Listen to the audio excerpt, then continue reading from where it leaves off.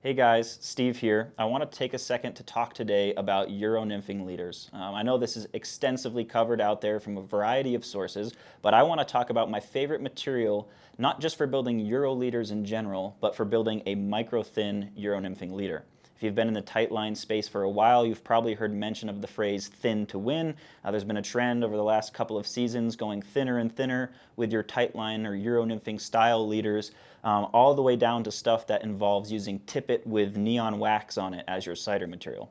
Now, I'm going to talk about my current favorite recipe for doing a leader that's kind of this micro-thin style, and why the Cortland Euro Nymph leader material is my favorite material to do it.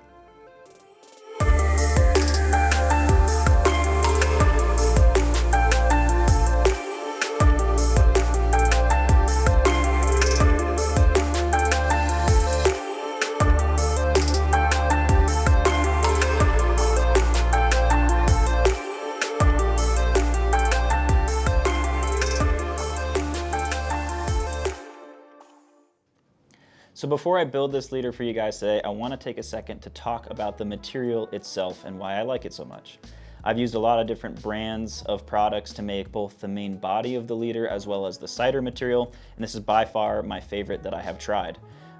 It comes in a wide variety of sizes and diameters and poundages. So if you want to do something where you're building a leader that's really beefy for, say, a 4-weight Euro nymphing rod that you're going to jig streamers with, use really big patterns and do that kind of technique, you're covered over there. All the way down to going thin, thinner, thinnest towards this micro leader type of stuff, and you're covered for that whole spectrum of different arrows in your quiver, building out tightline leaders for all these kind of granular applications of doing tightline tactics. So whatever the case may be, wherever you fall on that range, this Cortland Euro Nymph leader material has you covered.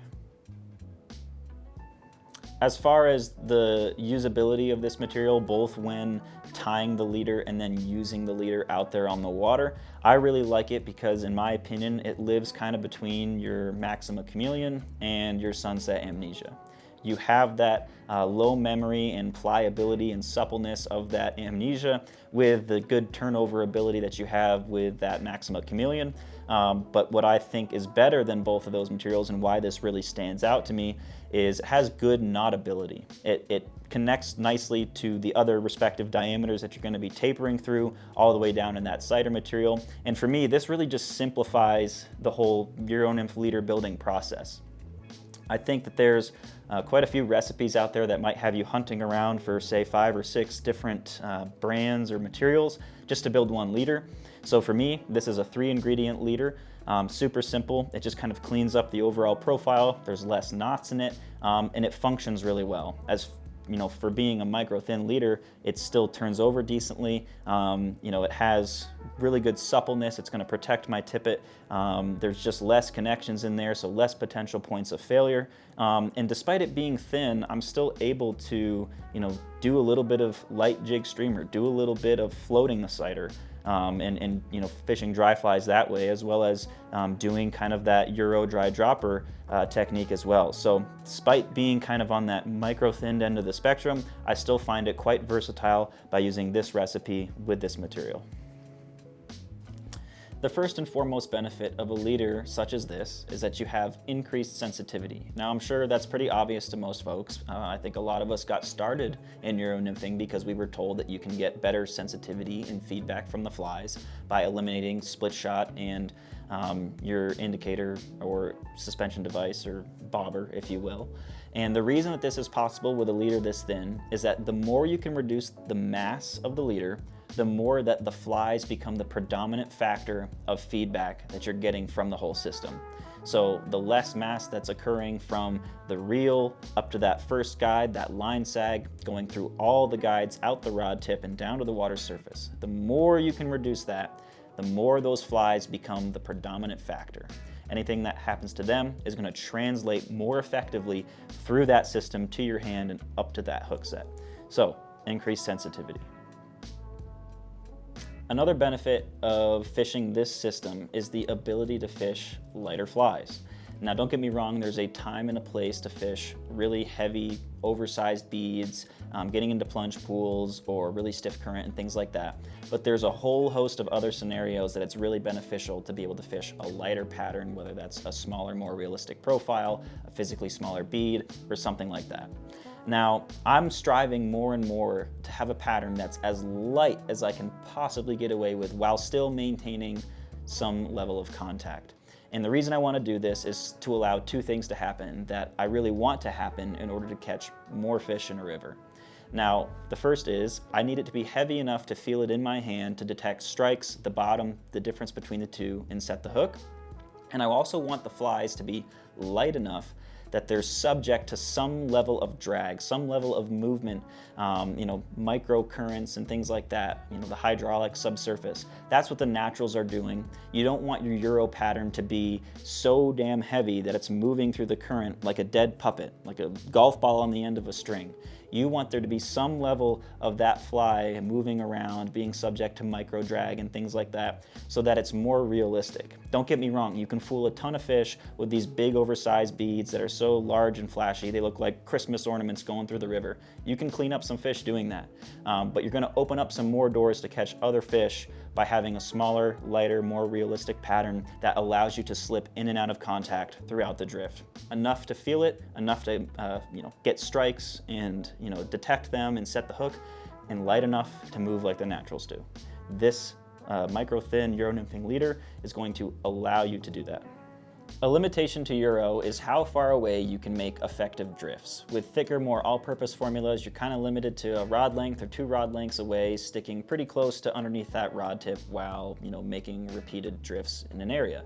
If you want to really open up that window of possible drifts that you can make, try out this formula. The reason that it's so effective at getting out there and still maintaining contact and having an effective drift is that reduced mass makes it so that you're not fighting the leader wanting to draw back under the rod tip. The heavier that system is, the more that pendulum wants to swing and sit right underneath the rod tip. So if you can make it lighter and lighter, you're opening up a whole slew of possibilities of different angles and distances coming off that rod tip. Effective drifts from 20 to 30 feet are extremely doable with a system like this one. Let's talk about the W. Now, wind can obviously be the bane of Euro nymphing. There's ways to compensate for it by lowering the rod tip, just shortening the distance of material that's out from the water surface to that rod tip, so there's just less material to get pushed around. You can make a really shallow rod angle going to the cider material so that you can kind of fight the way that the wind is pushing you off course. But you can be even more effective at doing that by decreasing the amount of material that can be pushed around by wind. How do you do that? Less diameter, that's less sail for the wind to push against, and this formula is really effective at fighting the W. Now let's get into the actual build of this leader. It's super simple, just 3 ingredients like I mentioned, which makes it easy for you to get your hands on the stuff and tie one up yourself. It doesn't have that many knots involved, and it remains extremely functional on the water. It's not as all-purpose as some of the thicker formulas, but I'll tell you honestly, I've been able to effectively fish jig streamers on this, greasing it and floating it for really glidey water with dry flies or just light nymphs, as well as doing a Euro dry dropper setup too. So let's kind of get into it here. Our first material, that butt section of the leader, is going to be 0.01 in diameter, and that's equivalent to an 8-pound in this particular material. And we're going to taper that down to 0.008 in diameter, which is 6 pounds. Now, generally speaking, you don't want to jump more than, say, 0.02 of an inch when tapering. Micro leaders don't really have great turnover, but by tapering it, you're going to aid that a little bit. You're going to be able to, get flies out there if you are trying to get out at distance or float the cider with a light fly or something like that. Having a little bit of a taper there is going to assist you. You'll notice as I go along here that this material is actually kind of a tri-color camo. It's pretty muted and subdued. It's a bit transparent, but it's nice for just kind of being, stealthy. I know that we do have some cider material lower down that's high vis, but as far as not giving off any glare or anything like that that's unnecessary, it's kind of a nice look to it. I have 8-pound in my left hand, 6-pound in my right hand, and we're going to go ahead with our first blood knot here. pinch them into an X, keeping that connection tight with my left thumb and pointer, going around 1, 2, 3, and 4. I'm gonna kind of clear that out of the way with my extra fingers on my right hand and go through that little opening that I have pinched, and then pinch that tight with my left thumb and pointer. And then I'm gonna do that same, go in the opposite direction with this tag. 3 and 4. Now at this step, I'm gonna take this tag here in my left hand and go the opposite direction up through this little loop I have with the other tag coming downward. I'm gonna go up through it. And then I'm gonna pull everything at the same time and see it start to come together, and then I'm gonna wet this. And I'm gonna continue pulling and then transfer to just the long ends and let the tag ends come together. And if it's hanging up a little bit, you can take kind of the edge of your fingernail and pull this side, push that side, and vice versa. But generally speaking, you can wrap this around your hands, lay it across your lap, and use your legs to assist in tightening it. But like I said, this material has great knotability. It plays nicely with the other diameters and comes together really dang well.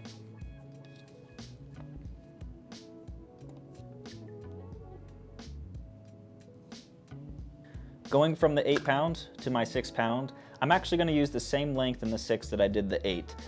Reason being is I like to have the option to fish pretty dang far away and have nothing but the 6 pound coming out of my rod tip. So if I'm going to fish 12 feet away from my rod tip and then punch out even further, I want a lot of the diameter that's out there subject to drag and sag and wind to be as thin as possible. So I'm going to use a nice long section of the 6 pound, about 12 feet.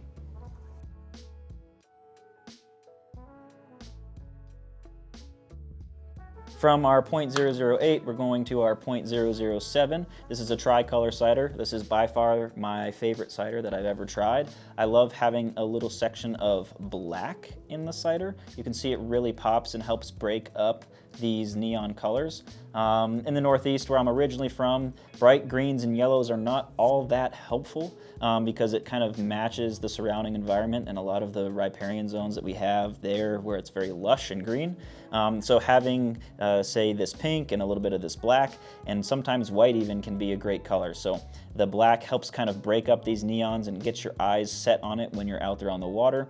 And this material, the pink, chartreuse, and the black, it really pops in pretty much any environment I've put it in, from the East Coast to out here in our more kind of arid, drab climates that we have in the Mountain West.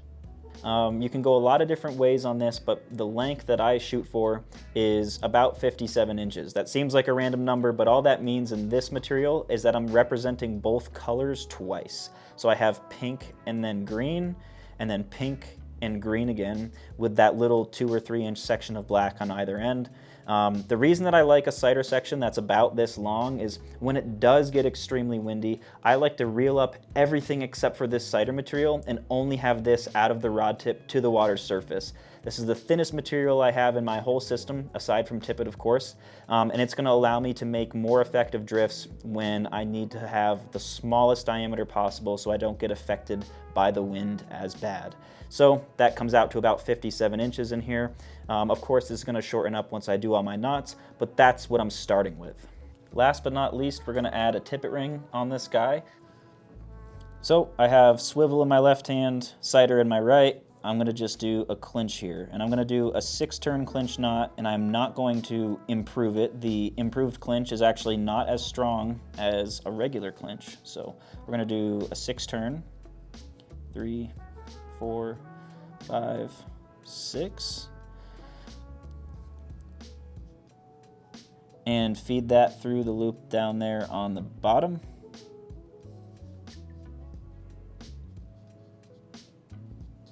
And then start to draw that together and then wet it. And then continue to pull.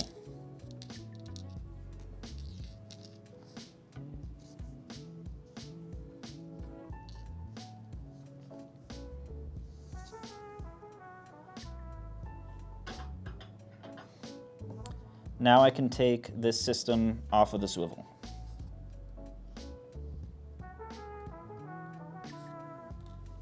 trim my tag.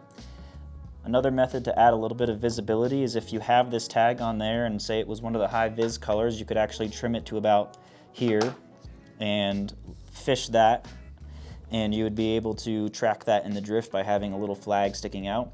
We'll talk about a couple other ways to add visibility here in a moment. All right, folks, this leader is finished. You could take it out and fish it as is, or you can take it a step further and customize it and do a couple of things that might benefit some of your personal preferences. One of those things that you can try out is boiling the leader. Even if you don't intend on fishing it this way, I would say it's fun to experiment with and mess around. I've tried this before. I've taken this leader, I kind of coiled it up, put it in a pot of boiling water for about 5 minutes, and what happens is it contracts. The overall length is a bit shorter, but what you'll find is there's extreme stretchiness and suppleness to the leader when you do this. I've tested it out by tying it off to a chair on one side of the room and pulling on the other end, and I've seen 2, 3, even 4 feet of stretch right after boiling it. When fishing with this leader, the benefit is that you get extreme tippet protection by how supple this is. You can sit there with the fish on, have it do head shakes and try to dog you across the river, and you'll see the actual stretch and flex of that leader happen before a significant bend in the rod occurs. So you can protect some pretty fine tippet. The one downside is I do feel you lose a little bit of purchase on the hook set just because you're stretching a lot of that leader before you're putting a significant amount of force from the hook into the fish's mouth. However, it is a fun way to mess around with fishing some ultralight tackle and trying to get the thinnest diameter tippet that you can, which allows you to have a faster sink rate. So if you want to go down that avenue, boiling the leader is a cool way to do it. One of the struggles you may encounter when fishing the micro leader is being able to see it well. There's a few things you can do to help with this. One is to make a backing barrel. You can take some high vis backing, make a barrel knot on there, and it adds a good bit of visibility. You can even leave the tag long, so that's just another little post sticking out that'll help you lock your eyes onto the sighter and track it down to where your flies are entering the water. There's a great article on how to do this by Dominic Swintowski on the Trout Bend website. I encourage you to check it out if you're interested in pursuing the backing barrel. The next thing that you could do to add visibility is to make blood knots at some of the color changes throughout the cider material. If you leave the tags long, you're going to end up with a little cross of different colors coming together, and those high vis tags are going to help you again just lock eyes with the cider and track it down to the tippet ring. Now, on top of that, you could even take some Loon UV knot scents, make a glob around that blood knot, which just adds a little bit more size to it. You're looking at that color change in that blood knot through a little sphere of resin, which makes it a little bit more visible and helps reinforce the knots as well. Kind of a twofold benefit there. But to show you what that technique looks like, we're going to do some blood knots on the color changes on this here cider material and give you a little bit of technique on that on the bench. Here we're looking at the tippet ring, and what I'm going to do is just make blood knots at that first color change up from the tippet ring. You could do this a bunch throughout the cider, but again, the more sail you give the wind to push against, the more you can be affected by those breezy conditions. So I'm just going to do 2 blood knots, one here, and I'm going to have a high vis kind of chartreuse tag and a high vis pink tag, and that's going to let me lock eyes with a point on the cider material that's close to where my flies are entering the water.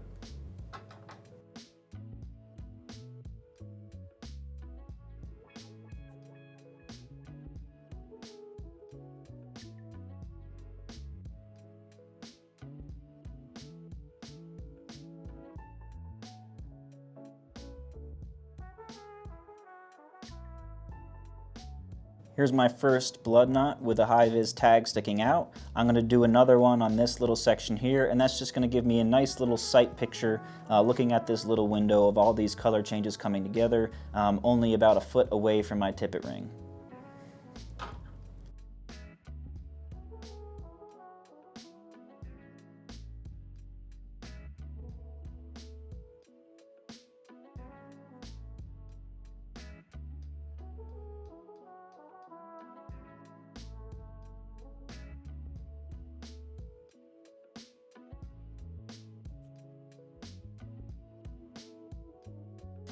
There you have it. It's a bit tricky to pull off with the short amount of black that you have available to allow for this kind of intersection of all these colors coming together.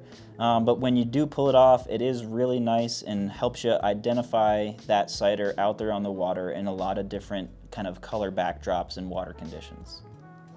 While it may prove challenging to cast initially, becoming proficient with a micro-thin leader like the one we've just shown you will ultimately become a valuable tool in your toolbox when you're out there on the water. I've found it to be very effective, and I've even managed to maintain my ability to jig streamers, fish dry dropper, float the cider, and a variety of other tightline tactics with this setup.